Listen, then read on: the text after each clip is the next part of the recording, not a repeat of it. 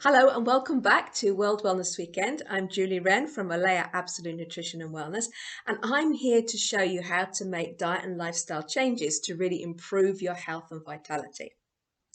So following on from yesterday's chat, how did you get on creating that vision of a new, healthier you? I mean, I'm very curious, how's it looking? And do you think it's achievable? So today, what I would love to do for you is to start talking about goal setting and planning. Now, you've probably heard the expression that people don't plan to fail, but they do fail to plan. Well, I'd like to add a little bit extra to that. They fail actually because perhaps the plan is unrealistic. So I am all about creating baby steps. I mean, taking like baseball on as an analogy, you really don't have to hit it out of the ballpark the first time. So, just building up some small home runs. And before you know it, all those small changes will start sticking and they'll begin to bring you some results. You may have heard too that it takes 21 days to actually make a new habit. Well, actually, that's a bit of a myth.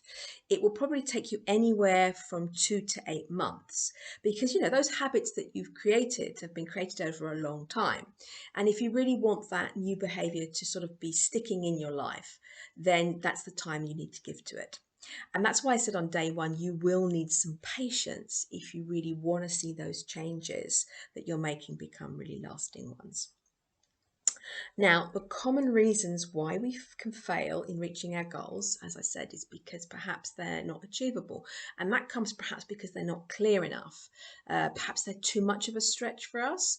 Or we could be setting a goal because somebody has said we should do it.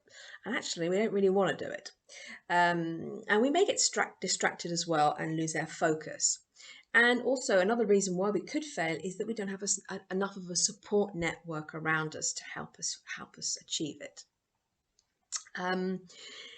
Now, I think the most important thing is to get your motivations clear. I mean, why are you making these changes? I mean, how is it going to transform your life? That's for me is the really, really important thing.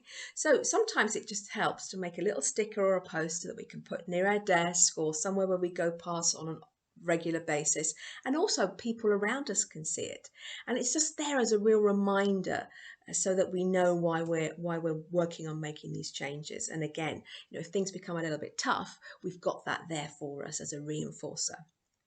And you should also be able to break your goals down into manageable chunks, and this will help you plan better what you're going to do.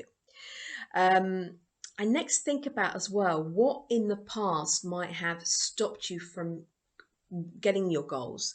What was there that was getting in the way, and what could you do differently this time around, and what could you put in place so it doesn't happen again?